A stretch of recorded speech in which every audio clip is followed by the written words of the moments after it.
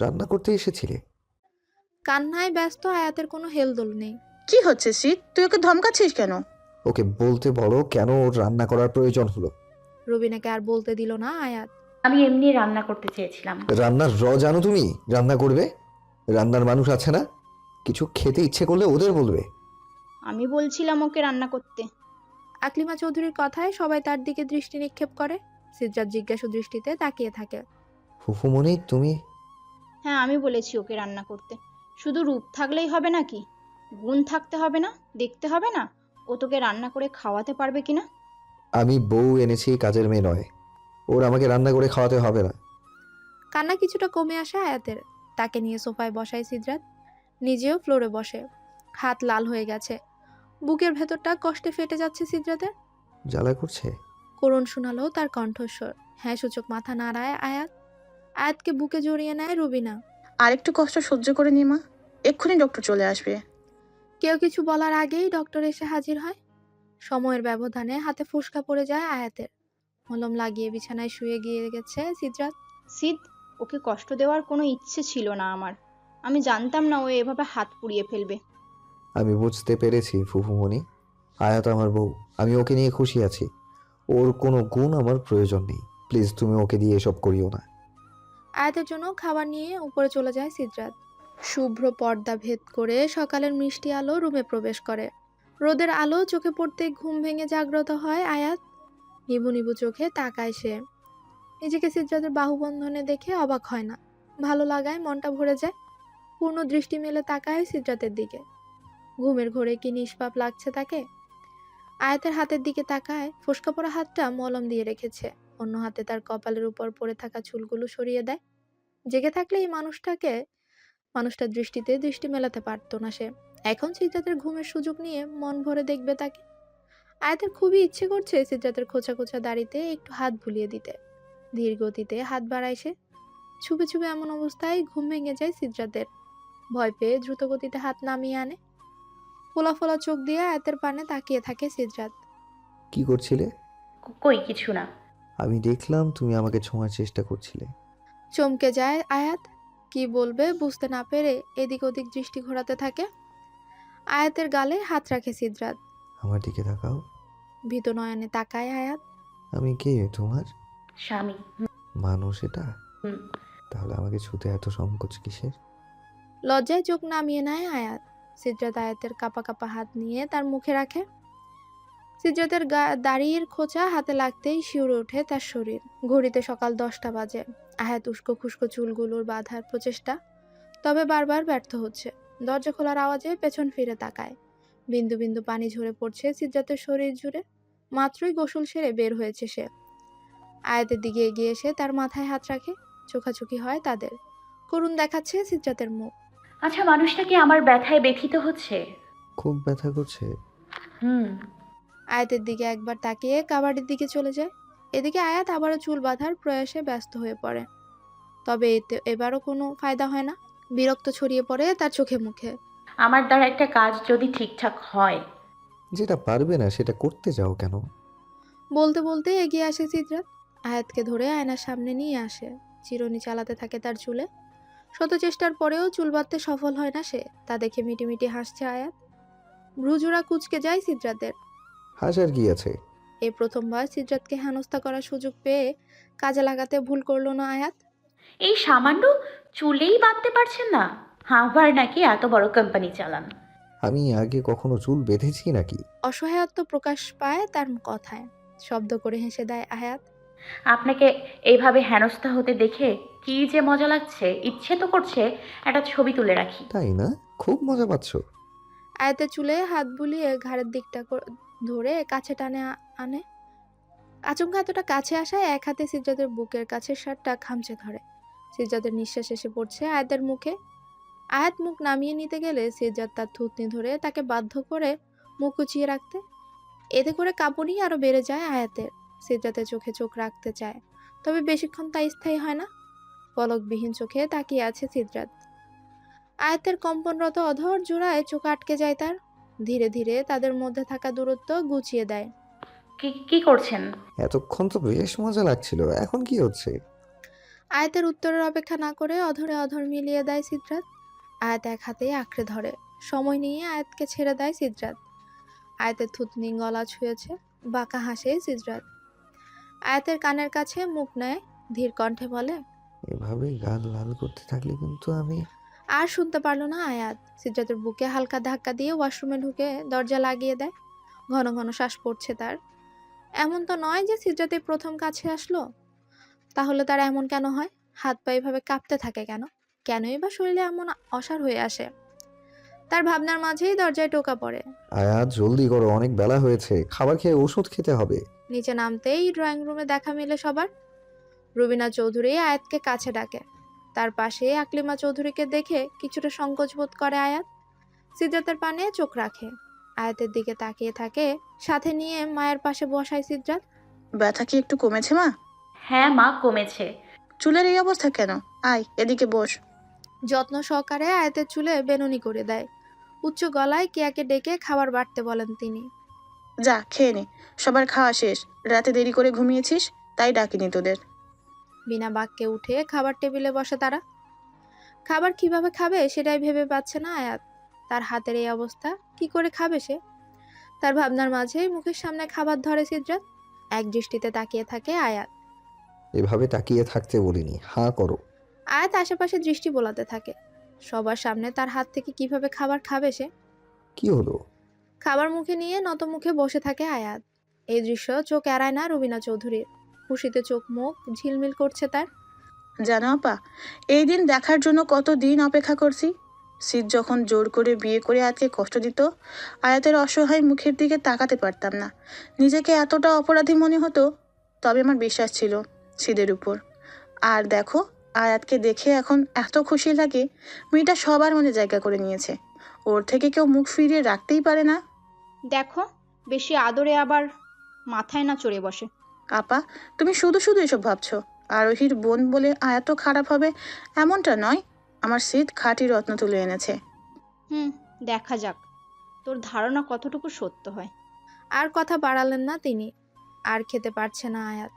তবে সিদ্রাতের চোখ মুখ দেখে কিছু বলার সাহসও পাচ্ছে না। সামনে দিয়েই চলে যাচ্ছিল জেরিন।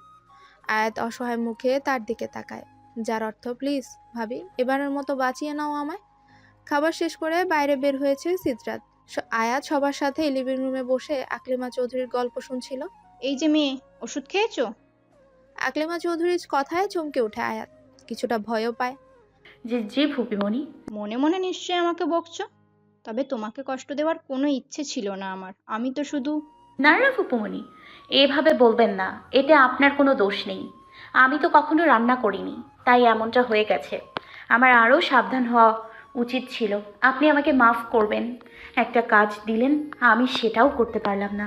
আয়াতের কথাটা ভালো লেগেছে আকলিমা চৌধুরীর, তবে মুখে প্রকাশ করলেন না। যাই বলো রুবিনা, যতই প্রশংসা করো, বউয়ের থেকে আরো বেশি সুন্দর ছিল। গায়ের রং ও আয়াতের থেকে উজ্জ্বল ছিল, আর লম্বাও ছিল। আমি তো দেখেছিলাম তাকে।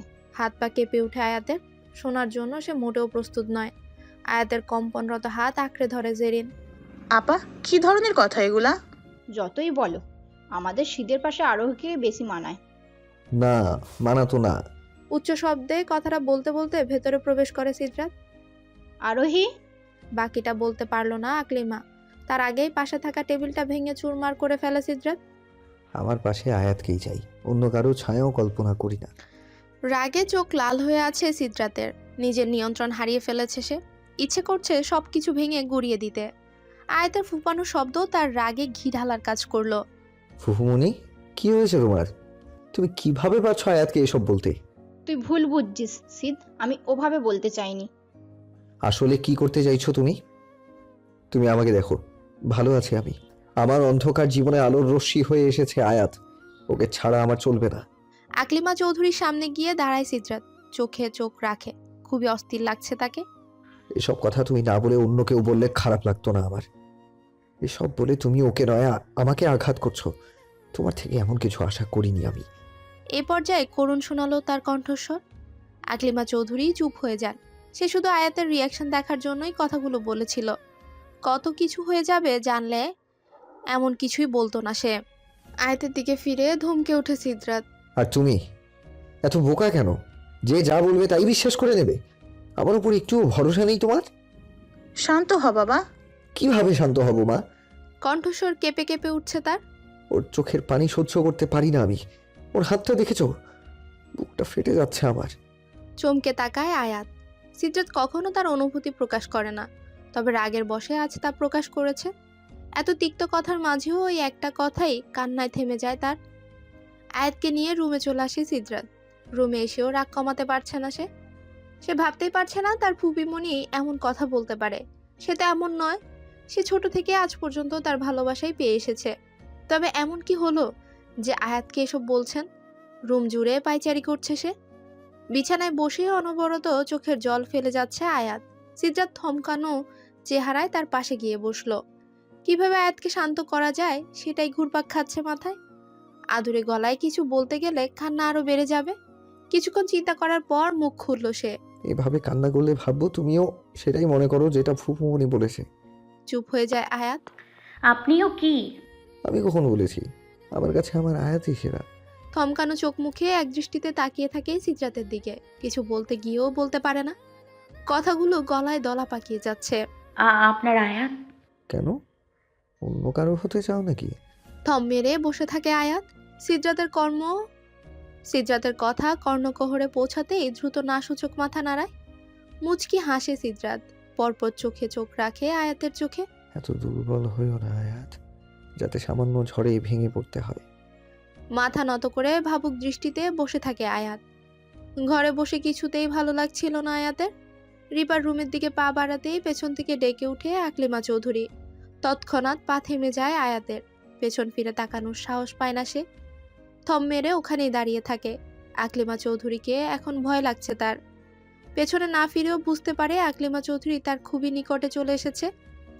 ওভাবেই ঠায় দাঁড়িয়ে রইল আয়াত। ওইদিকে কই যাচ্ছ? রিপার রুমে। কেন? এমনি ভালো লাগছিল না। ও, আমার সাথে বাগানে চলো। কেন?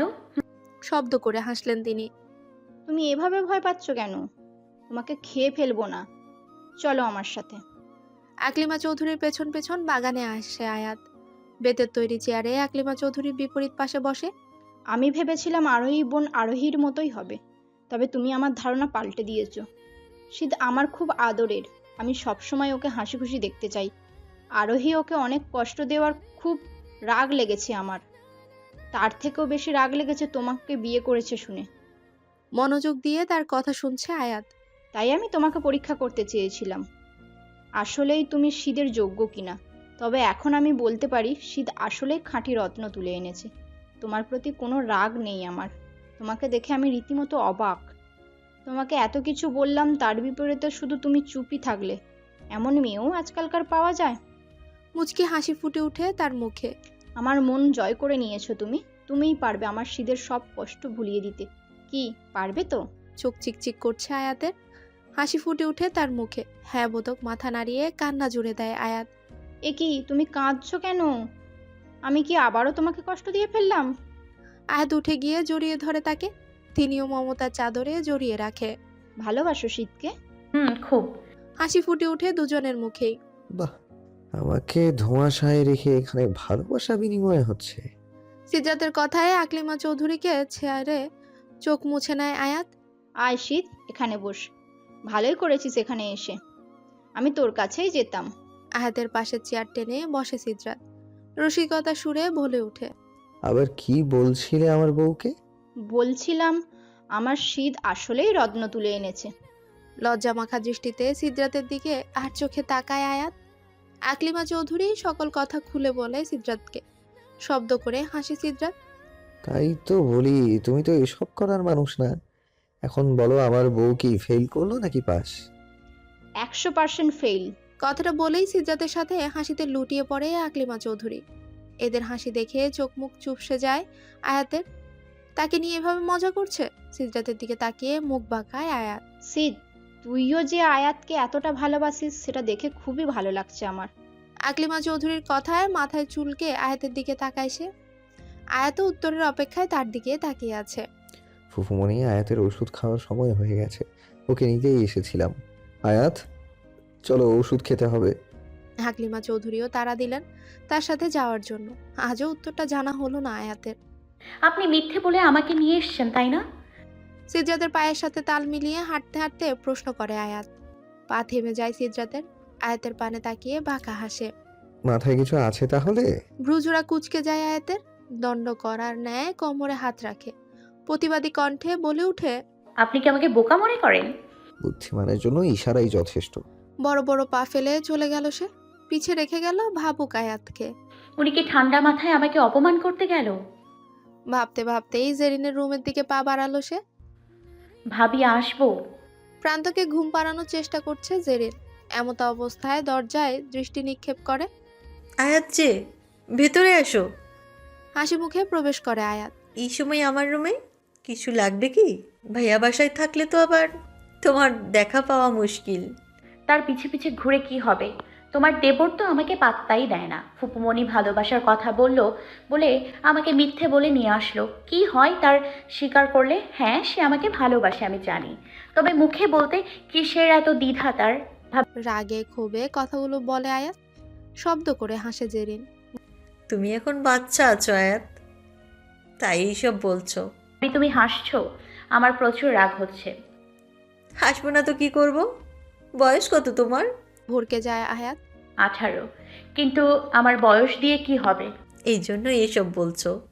এই বয়সটাই আসলে এমন। তুমি আমাকে এটা বলো তো আয়াত, তোমার কি মনে হয় ভাইয়া তোমাকে ভালোবাসে না? বাসে। কি করে বুঝলে? উনি আমার অনেক যত্ন করেন, আমার সুবিধা অসুবিধা সব কিছুর খেয়াল রাখেন, সব সময় আমাকে খুশি রাখার প্রয়াস চালিয়ে যান। আমার আঘাতে আমার থেকে বেশি কষ্ট সে পায়, এইটুকু বোঝার ক্ষমতা আমার আছে। এতটাও বোকা নই আমি। আর একটা কথা আমি জোর দিয়ে বলতে পারি, যাই হয়ে যাক আমার হাত উনি কখনো ছাড়বেন না। লাজুক হাসি ফুটে ওঠে আয়াতের চেহারায়। তাহলে আর কি চাই তোমার? আমি চাই উনি আমাকে ভালোবাসার কথা বলুক, ওনার ভালোবাসা আমার কাছে প্রকাশিত হোক। আয়াত, মুখে প্রকাশ করলেই কি ভালোবাসা হয়? পৃথিবীতে এমন অনেক মানুষ আছে যারা ভালোবেসে মরতে প্রস্তুত, কিন্তু মুখে প্রকাশ করতে ব্যর্থ। তাদের কর্মের মাধ্যমে প্রকাশ পায় তাদের ভালোবাসা। ভাইয়াও এমনি, সে তোমাকে ভালোবাসে, তবে প্রকাশ করতে নারাজ। এখন তুমি যদি জিজ্ঞেস করো কেন প্রকাশ করে না, তবে সেটার উত্তর আমার কাছে নেই। তুমি বরং তোমার উনিকেই জিজ্ঞাসা করো। এবার তুমি দেখো আমি কিভাবে ওনার থেকে ভালোবাসার কথা বের করি। আমার মনে হয় না তুমি সফল হবে, তবে চেষ্টা করে দেখতে পারো। তবে আমি এটুকু বলতে পারি, ভাইয়া তোমাকে প্রচুর ভালোবাসে। আমিও তোমার দেবরকে অনেক ভালোবাসি, বুঝেছো? ভাব নিয়ে কথাটা বলল আয়াত। একে অপরের দিকে তাকিয়ে শব্দ করে হেসে ওঠে তারা। একা রুমে বসে কিছু একটা ভাবছিল আয়াত। তখনই রুমে প্রবেশ করে রিপা। ছোট ভাবি চলো, ফুপিমণি ডাকছে তোমাকে। আমাকে কেন ডাকছে কিছু জানো তুমি? সেটা তো আমি বলতে পারবো না, চলো তুমি আমার সাথে। আয়াতকে সাথে নিয়ে নিচে নেমে আসে রিপা। আয়াতকে দেখে হাতের ইশারায় কাছে ডাকে আকলিমা চৌধুরী। বিনা বাক্যে বিনা সংকোচে তার পাশে গিয়ে বসে আয়াত। হাত দাও। মুখ তুলে তাকায় আয়াত। রুবিনা চৌধুরীর দিকে তাকায় একবার। তার ইশারা পেয়ে হাত বাড়িয়ে দেয়। স্বর্ণের চুড়ি হাতে পরিয়ে দিতে দিতে বলে উঠেন, সেদিন সবাইকেই কিছু না কিছু উপহার দিয়েছি, শুধু তোমাকে বাদে। তখন নিশ্চয়ই এটা ভেবেছো আমি তোমাকে মেনে নিইনি। আমিও চেয়েছিলাম তুমি এমনটাই ভাবো, তাই তখন দেওয়া হয়নি। এটার কোনো দরকার ছিল না ফুপুমণি, আপনি শুধু আমাদের জন্য দোয়া করবেন। আয়াতের মাথায় আদুরে হাত রাখেন তিনি। তা কি আর বলতে, খুব সুখী হও মা। মুচকি হেসে আয়াত জড়িয়ে ধরে তাকে। মাগরিবের আজানে ঘুম ভাঙে আয়াতের। চোখ মেলে তাকিয়ে সিদ্রাতকে খুঁজতে থাকে। না, রুমের কোথাও নেই। নিচে এসেও কোথাও দেখা পায় না তার কাঙ্ক্ষিত মানুষের। মা উনি কোথায়? আয়াতের দিকে ফিরে তাকায় রুবিনা। তখনই সিদ্রাতকে বাড়িতে ঢুকতে দেখেন তিনি। পাশে থাকা জেরিনেরও দৃষ্টিগোচর হয় না সিদ্রাতকে। উনিটা আবার কে? রুবিনা চৌধুরী মুখ খোলার আগেই তড়িঘড়ি করে প্রশ্ন ছুড়ে মারে জেরিন। হাঁটতে গিয়ে পা থেমে যায় সিদ্রাতের। মুখ বাঁকিয়ে বলতে থাকে আয়াত। আর কে তোমার আদরের দেবর? কথায় কথায় ঝাড়ি মারে, কোথায় যায় কি করে আমি কিছুই জানি না। বউ হিসেবে তো আমার জানার অধিকার আছে। জিজ্ঞেস করলেই বলবে আমি কি করি সেটা জেনে তোমার কি কাজ। আবার একটু বাড়তি কথা বললেই বলবে, আর একটা কথা বললেই থাপড়িয়ে গাল লাল করে দিব। সিদ্রাতের অ্যাক্টিং করে কথাগুলো বলে আয়াত। বলো তো ভাবি, এগুলো কি মানা যায়?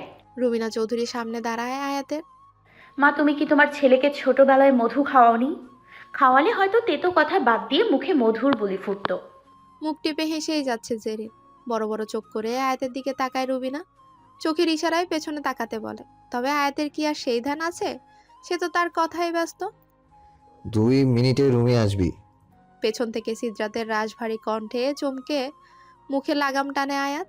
ভয়ে ভয়ে পেছনে ফিরে সিদ্রাতের রাগী মুখটা দেখেই তার প্রাণ যায় যায় অবস্থা। বড় বড় পদচারণে উপরে চলে যায় সিদ্রাত। চুপসে যায় আয়াত। ভুল সময়ে ভুল কথা বলে ফেলেছে সে। এবার তাকে কে বাঁচাবে? এ পর্যায়ে চেপে রাখা হাসিতে লুটিয়ে পড়ে জেরিন। রুবিনা চৌধুরীও কোনো রকমে তাদের মাঝখান থেকে কেটে পড়ে। এবার কি হবে আমার?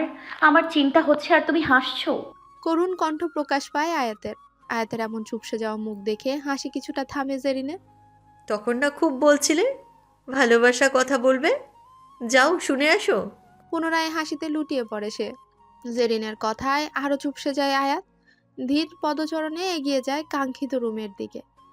রুমের বাইরে দাঁড়িয়ে উকিঝুঁকি মারছে আয়াত। কাঙ্ক্ষিত মানুষটাকে না দেখে ভ্রুজোড়া কুঁচকে যায়।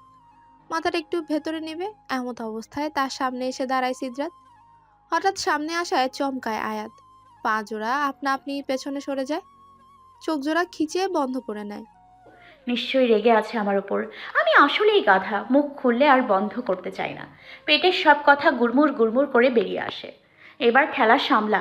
নিজের মনে আওড়াচ্ছে আয়াত। ওখানেই দাঁড়িয়ে বকবক করবে নাকি ভিতরে আসবে? হতবিহব্বল হয়ে চোখ খুলে যায় আয়াতের। সিদ্ধার্থের এহেন আচরণ মোটেই আশা করেনি সে। তখনও দরজার সামনেই দাঁড়িয়ে থাকে।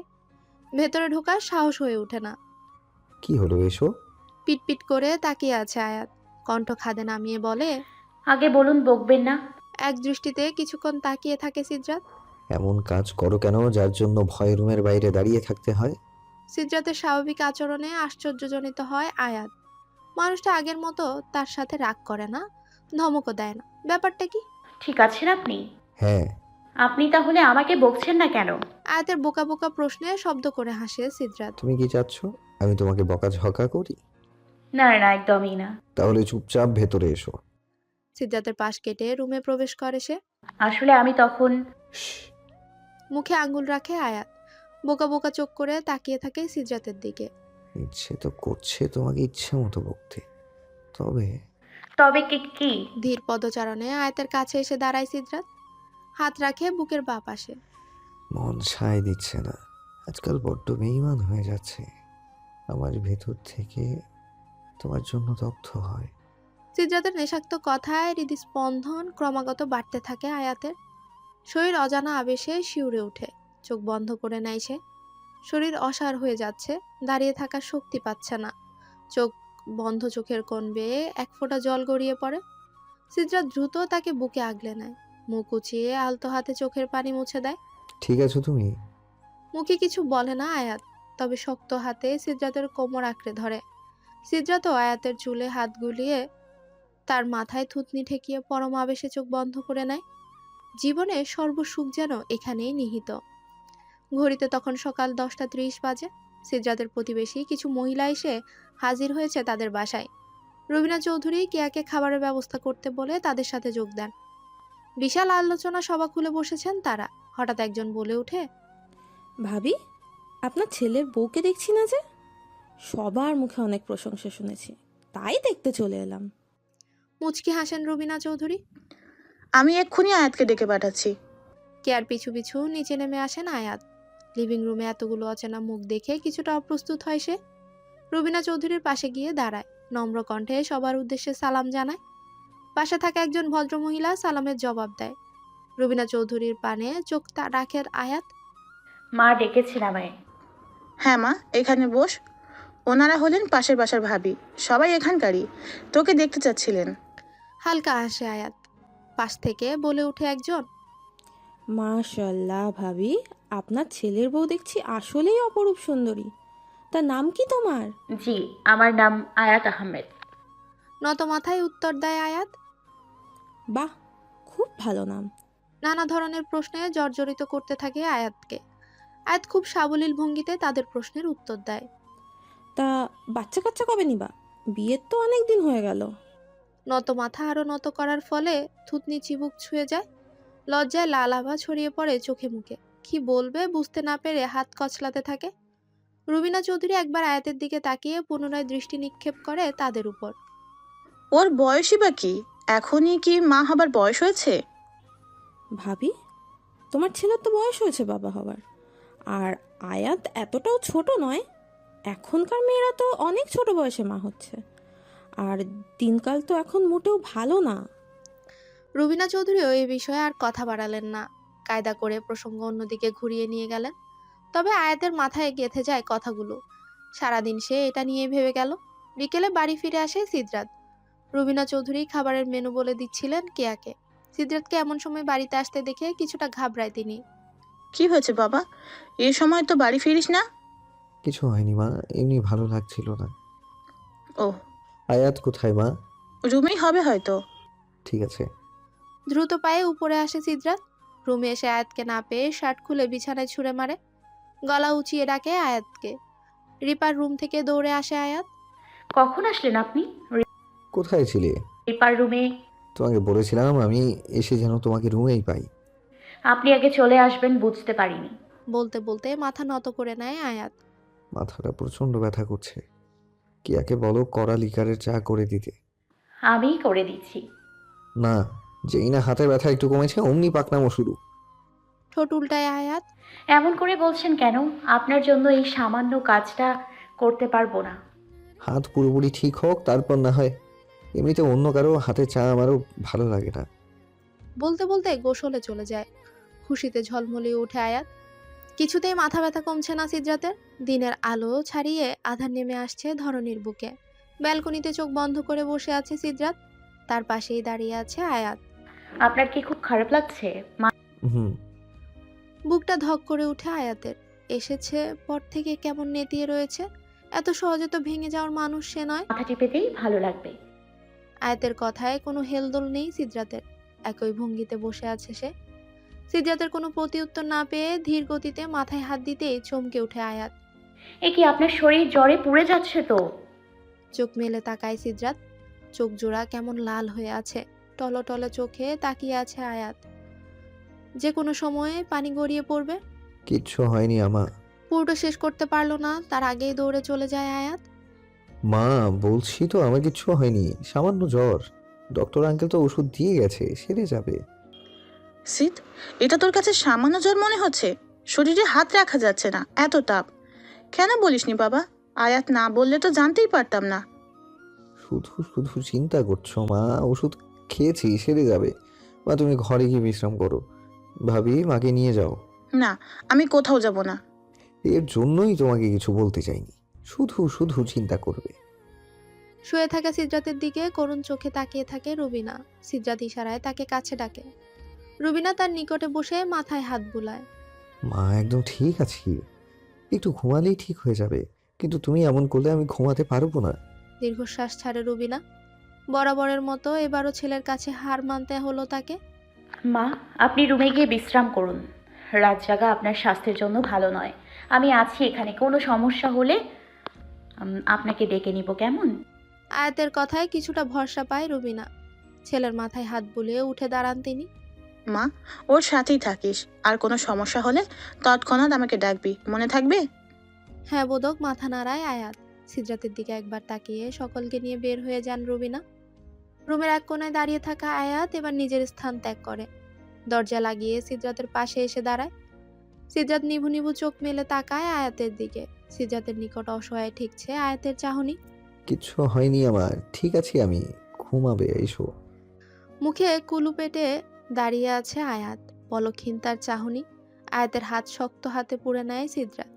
হাতের উল্টো পিঠে গরম ঠোঁট ছোঁয়ায় নিঃস্বরে বলে, প্লিজ সোনা এমন করে না, বড্ড ঘুম পাচ্ছে আমার। বলতে বলতে চোখ বন্ধ হয়ে আসে সিদরাতের।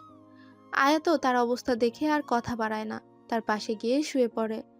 ওষুধ খাওয়ার ফলে ঘুমে তলিয়ে যায় সিদরাত। তবে ঘুম নেই আয়াতের চোখে। ড্রিম লাইটের হালকা আলোয় সিদরাতের দিকে তাকিয়ে আছে সে। ঘড়িতে তখন 2:15। আচমকা হালকা গোঙানো শব্দ কানে আসে। রুমের লাইট জ্বালিয়ে দ্রুত পায়ে সিদ্রাতের কাছে আসে। কপালে হাত ছুঁয়ে দেখে আগুনের মতো গরম। তার মানে আবারও জ্বর বেড়ে যাচ্ছে।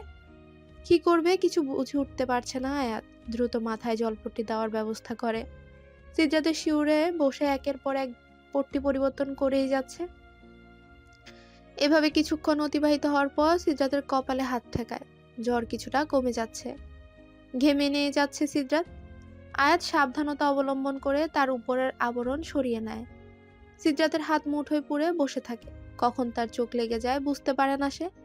সকাল হতেই ঘুম ভেঙে যায় সিদ্রাতের। মাথাটা ভার হয়ে আছে। আধ খোলা চোখে উঠতে গিয়ে হাতে টান অনুভব করে। আধসহায় উঠে বসে হাতের দিকে তাকিয়ে স্তব্ধ হয়ে যায়। আয়াত তার মাথার কাছে ফ্লোরে বসে তার হাতে থাকা সিদ্রাতের হাতের উপর মাথা ঠেকিয়ে বিছানায় হেলান দিয়ে ঘুমিয়ে আছে। চুলগুলো উস্খুস্ক হয়ে আছে। আয়াতের এমন কাজে অবাকের চরম শিখরে পৌঁছে যায় সিদ্রাত। আলতো হাতে চুলগুলো কানের পিঠে গুজে দেয়। চোখ মুখ ফুলে আছে। নিশ্চয়ই রাতে ঘুমায়নি।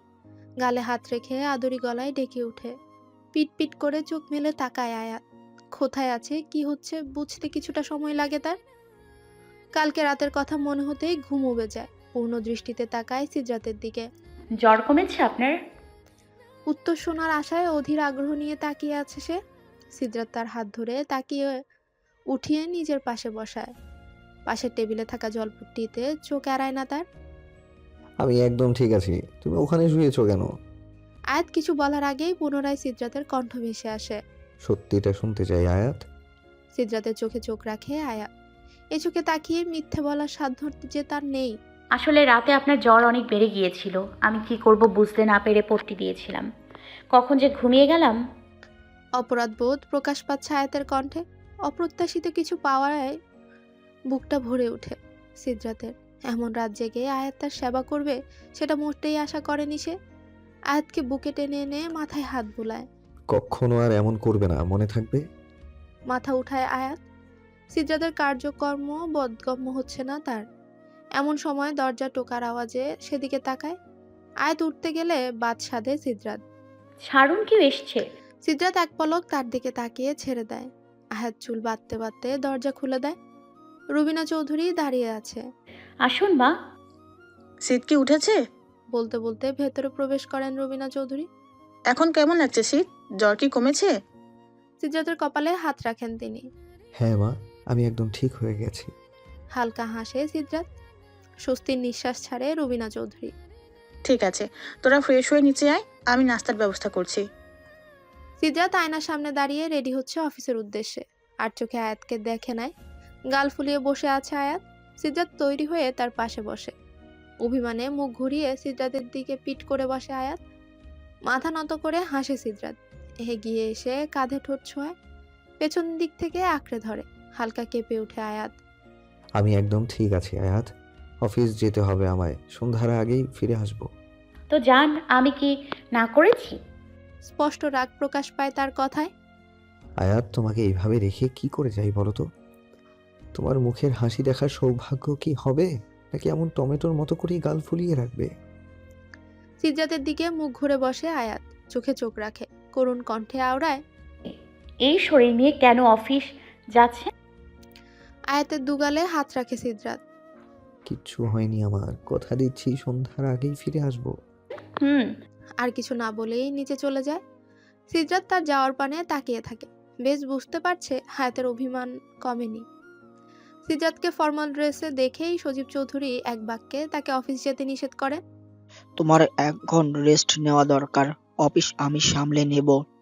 না বাবা, তার কোনো দরকার নেই, আমি ঠিক আছি। কিন্তু সিদ। মা প্লিজ, তুমিও এখন শুরু করো না। চুপ হয়ে যায় রবিনা। আর চোখে পাশে বসা আয়াতের দিকে তাকায় সিদ্রাত। মাথা নত করে খাবার নিয়ে নাড়াচাড়া করছে। খাবার শেষ করে অফিসের উদ্দেশ্যে বের হচ্ছে সবাই।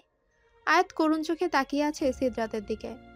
সিদ্রাতের দৃষ্টিও আপাতত তার উপরেই। সদর দরজার সামনে গিয়ে থেমে যায়। পেছন ফিরে দেখে আয়াত একই ভঙ্গিতে তার দিকে তাকিয়ে আছে। দীর্ঘশ্বাস ফেলে আয়াতকে নিজের কাছে ডাকে।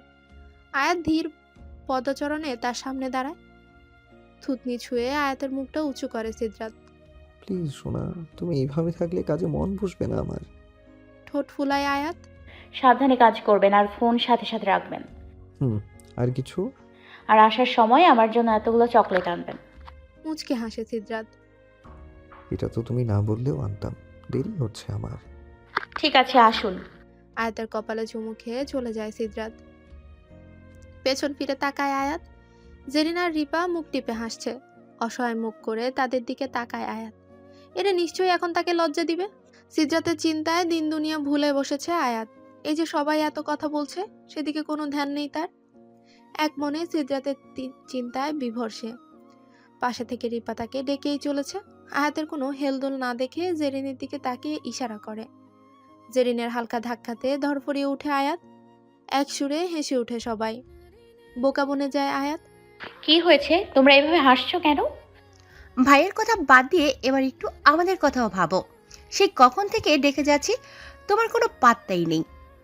তোমার ভাই এই অবস্থায় অফিস গেল, তাই চিন্তা হচ্ছে। ভাবি, তুমি একদম চিন্তা করো না।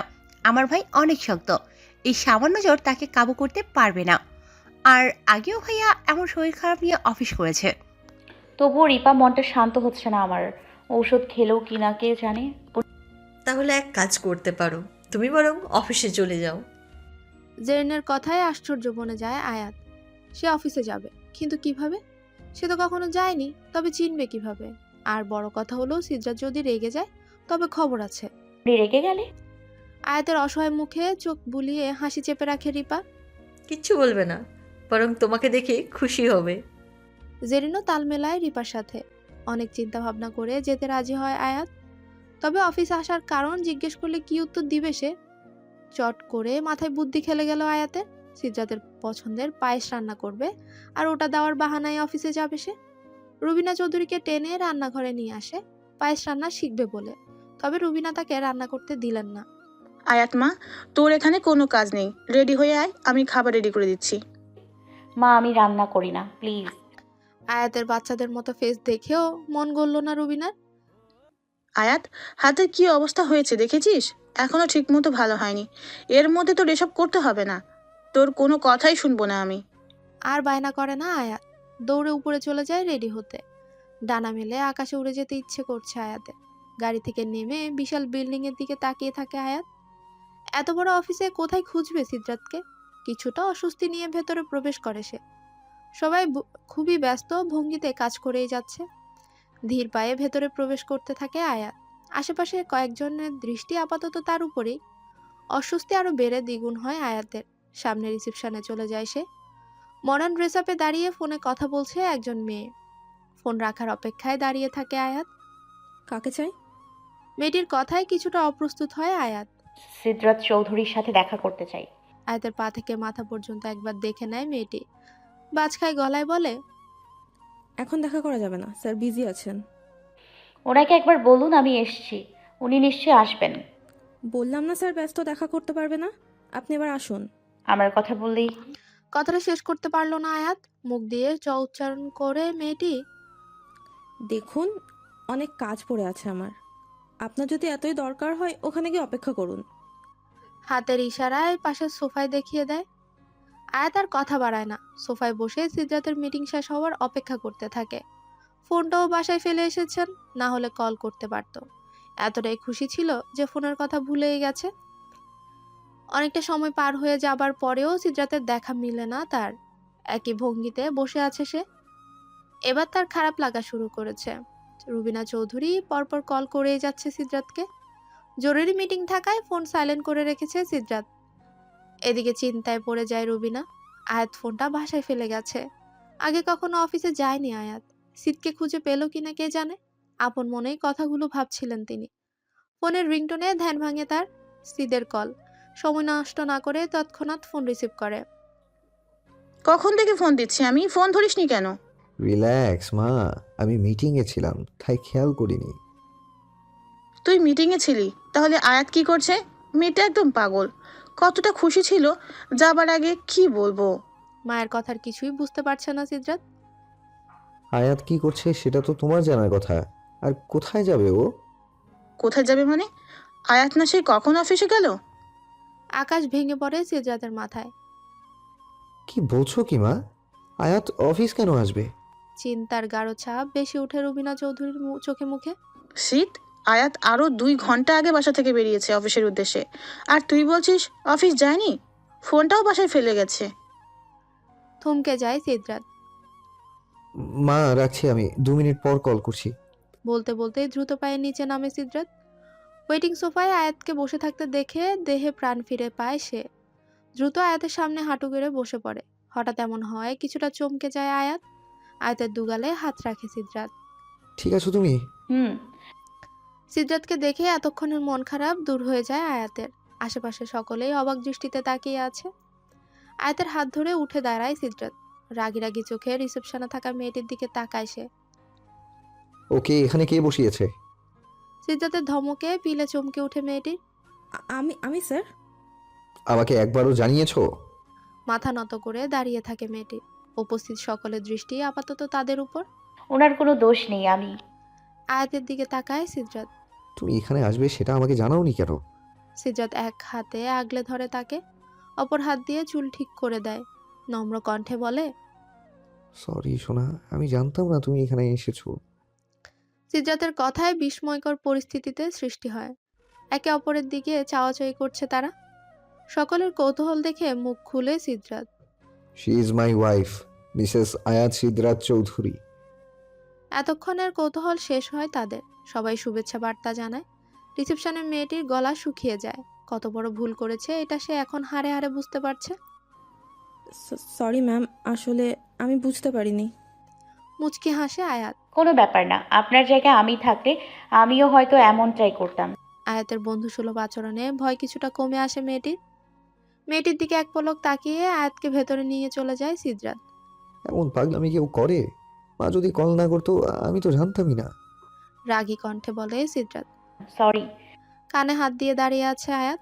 গলায় আটকে থাকা ধমকটা গিলে ফেলল সিদ্রাত। এমন অসহায় মুখ করে সরি বললে তাকে কি আর ধমক দেওয়া যায়? আজ চোখে সিদ্রাতের কেবিনে চোখ বুলায় আয়াত। কত সুন্দর আর পরিপাটি করে গোছানো। আয়াতের কাছে এসে দাঁড়ায় সিদ্রাত। অফিসে কেন আসা হয়েছে শুনি? মা পায়েস করেছে তো, তাই বললো আপনাকে দিয়ে যেতে। মাথা নত রেখেই হাসে সিদ্রাত। শুধু এই কারণেই? হুম। কিন্তু মা যে বলল কে যেন তাকে টেনে রান্নাঘরে নিয়ে গেছে পায়েস রান্নার জন্য। ফাঁকা ঢোক গিলে আয়াত এবার কি বলবে সে? তাহলে কি মা আমায় মিথ্যে বললো? না, মায়েরা কখনো মিথ্যে বলে না। তাহলে কি তুমি? মুচকি হেসে সিদ্রাতকে ধাক্কা দিয়ে চলে যেতে চায় আয়াত। তবে সিদ্রাত তার হাত ধরে ফেলে। পেছন দিক থেকে কাছে টেনে আনে। কণ্ঠ খাদে নামিয়ে বলে, এমন পাগলামি করলে আমি কাজে মন দিব কি করে? তুমি তো দেখছি আমাকে পাগল করেই দম নেবে। প্রত্যুত্তরে কিছু বলে না আয়াত। আয়াতকে নিয়ে তার চেয়ারে বসিয়ে দেয়। পাশ থেকে একটা চেয়ার টেনে সেও বসে পড়ে। কি এনেছো দাও দেখি। খাবারের বক্স বের করে আয়াত। আমি নিজের হাতে রান্না করতে চেয়েছিলাম, কিন্তু মা রাজি হলো না। বলতে বলতে ঠোঁট বাঁকায় আয়াত। ঠিক করেছে, রান্না করনি তো কি হয়েছে, মুখে তুলে খাইয়ে তো দিতে পারো। সিদ্ধার্থের এহেন আবদারে খুশি দ্বিগুণ হয়ে যায় আয়াতের। খাবার শেষ করে আয়াতকে পাশে বসিয়ে কাজ করতে থাকে সিদ্ধার্থ। তবে এমন সুনামি পাশে বসিয়ে কি কাজ করা যায়? এই যে এক দৃষ্টিতে তাকিয়ে আছে তার দিকে, এতে কি কাজে মন বসানো যায়? লম্বা শ্বাস ছেড়ে টেবিলে মাথা ঠাকায় সে। কি হয়েছে? মাথা উঠিয়ে নরম দৃষ্টিতে তাকায় সিদ্ধার্থ। আমার আর কাজ করা হবে না, চলো বাসায় যাব। প্রাপ্তির হাসি হাসে আয়াত। এতক্ষণ ধরে সে তো এই কথার জন্যই অপেক্ষা করছিল। দ্রুত গতিতে উঠে দাঁড়ায় সে। কি, হলে আসুন। শব্দ করে হাসে সিদ্ধার্থ। কি একটা। তারা বের হবে এমন সময় দরজায় নক করে কেউ। ইয়েস। ভয়ে ভয়ে ভেতরে প্রবেশ করে রিসেপশনের মেয়েটি।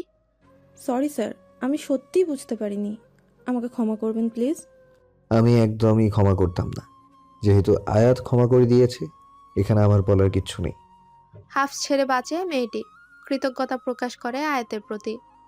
বিকেলের দিকে ঘুম থেকে উঠে বাগানের সামনে দাঁড়িয়ে আছে সিদ্ধার্থ। কারো দৌড়ে আসা শব্দে পেছন ফিরে তাকায়। সোহানার আয়াত তার দিকেই আসছে। ধীরে আসো, পড়ে যাবে। কে শুনে কার কথা? সরে দাঁড়ান আপনি, আমাকে আগে ধরবেন না প্লিজ। আয়াতের কথার মানে খুঁজে পেল না সিদ্ধার্থ। আগের ন্যায় দাঁড়িয়ে আছে সে। প্লিজ সরে দাঁড়ান, না হলে আমি হেরে যাব। আয়াতের কথার আগামাথা কিছুই বুঝে না সিদ্ধার্থ। তবে এটা বুঝে এখন এখান থেকে সরে যেতে হবে, না হলে নির্ঘাত এই মেয়ে গাল ফুলিয়ে বসে থাকবে। সোহান তাকে ধরতে গেলেই সরে যায় সিদ্রাত। বড় বড় পা ফেলে আয়াতের দিকে যেতে থাকে।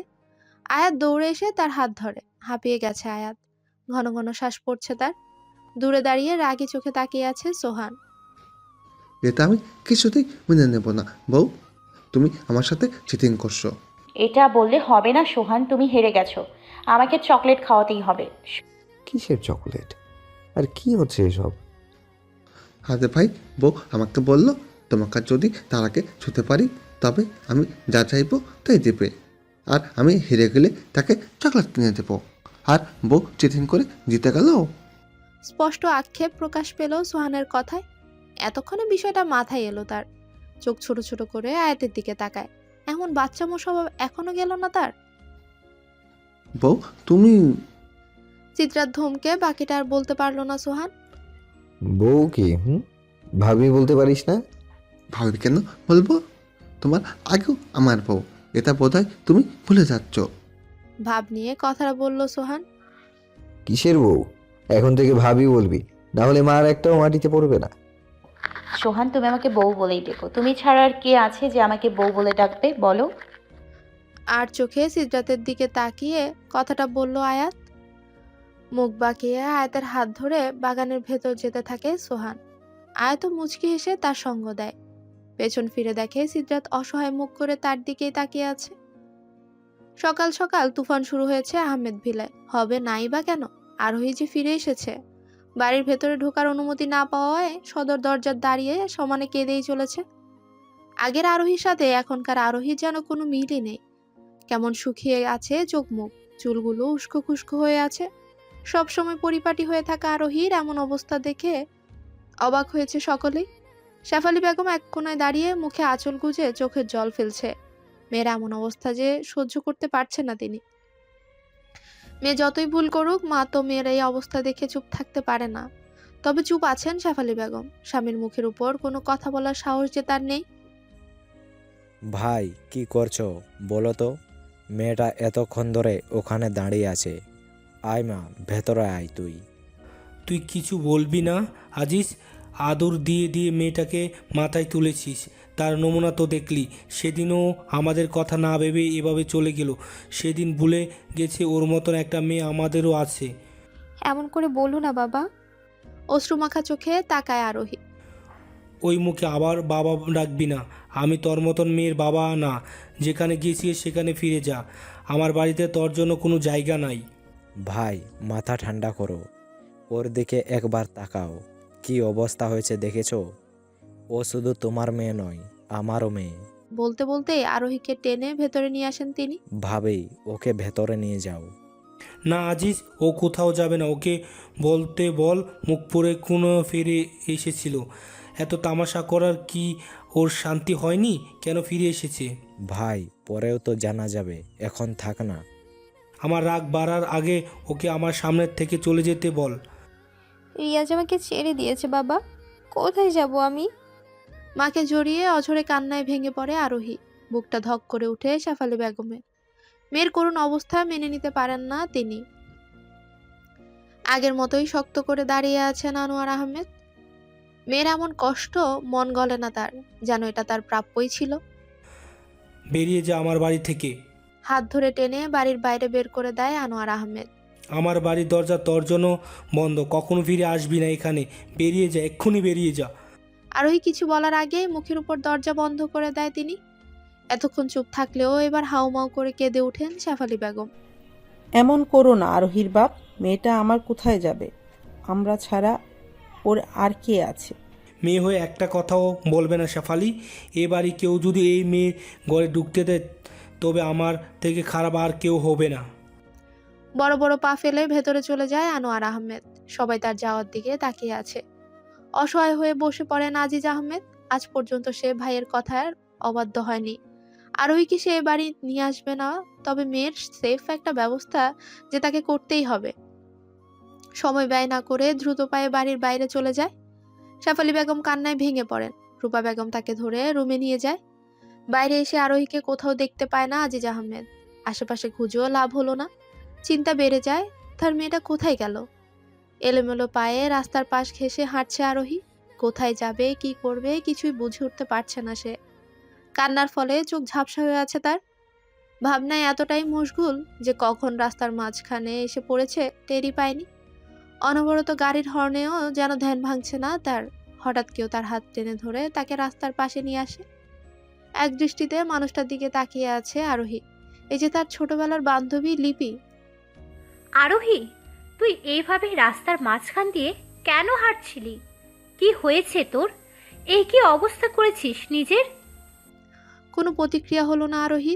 সে আগের ন্যায় তাকিয়ে রইল। কি হলো?